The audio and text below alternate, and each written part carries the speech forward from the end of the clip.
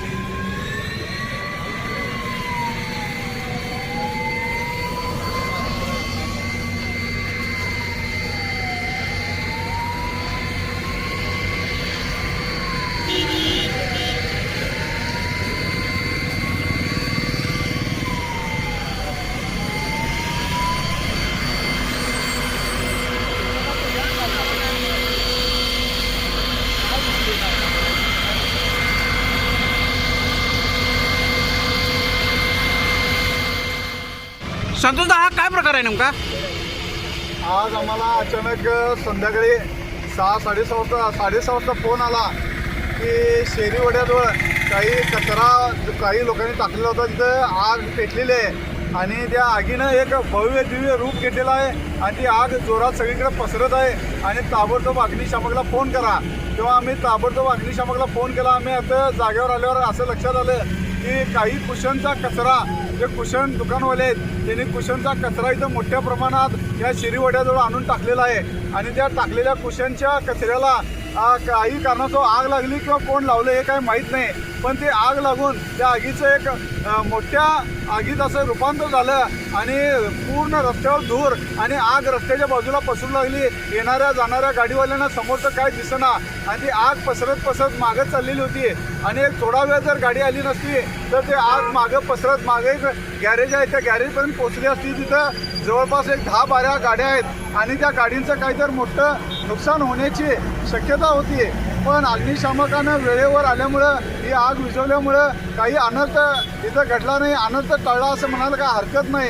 तर गडिंग्लजकरांना मी आव्हान करतो की हा शेरीवडा काय कचरा टाकायची जागा नाही, तेव्हा कोणी इथं कचरा किंवा काही वेस्ट तिथं आणून टाकू नये. तसं टाकताना कोण गावलं तर त्यांच्यावर कायदेशीर सक्त कारवाई करण्यात येईल. कचरा घेण्यासाठी आमची घंटागाडी रोज गडिंग्लजमध्ये फिरत असते.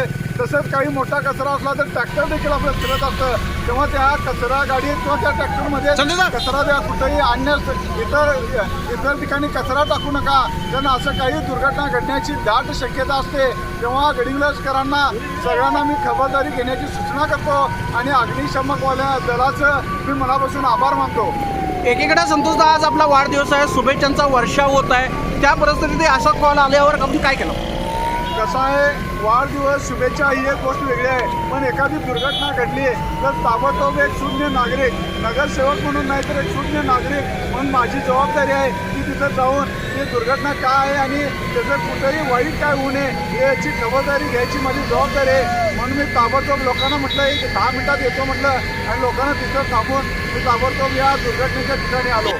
धन्यवाद. लागली होती ती आज गडिंग्लजच्या प्रभाग 2 मधील नगरसेवक असतील संतोष चुकडे यांनी तात्काळ या ठिकाणी धाव घेऊन अग्निशामक दलाला इथं पाचारण करून ही आग आटोक्यात आणलेली आहे. वास्तविक जर या ठिकाणी बघायला गेलं तर ही आग एका मोक्याच्या ठिकाणी गर्दीच्या ठिकाणी अशी लागली होती. संकेश्वर बांधा महामार्गावर जो हा शेरीवडा हा गडिंग्लज शहरातील अत्यंत वर्दळीचा आहे. आपण उजव्या साईडला जर बघायला गेलो तर एक 4 व्हीलरचं गॅरेज आहे आणि दुसऱ्या बाजूला बघायला गेलं तर वाहतुकीची प्रचंड रहदारी आहे.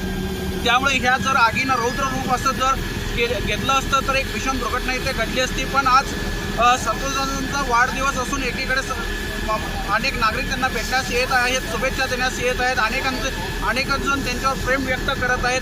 पण हे सगळं बाजूला ठेवून ज्यांनी जे काय प्रसंगावधान राखून ह्या ठिकाणी ही आग आटोक्यात आणण्यासाठी जे काय प्रयत्न केले, नगरपालिकेच्या अग्निशमन दलाने सुद्धा इथं तात्काळ धाव घेत ही आग विझवलेली आहे. त्यामुळे ह्या एकीकडे संतोषदादांचं प्रसंगावधान असेल आणि अग्निशमन दलाचं जे काय समयसूचकता असेल या दोघांच्यामुळे आज भीषण आग आटोक्यात आलेली आहे. सत्यवार्ता न्यूजसाठी धनंजय शेट्टे, गडिंग्लज.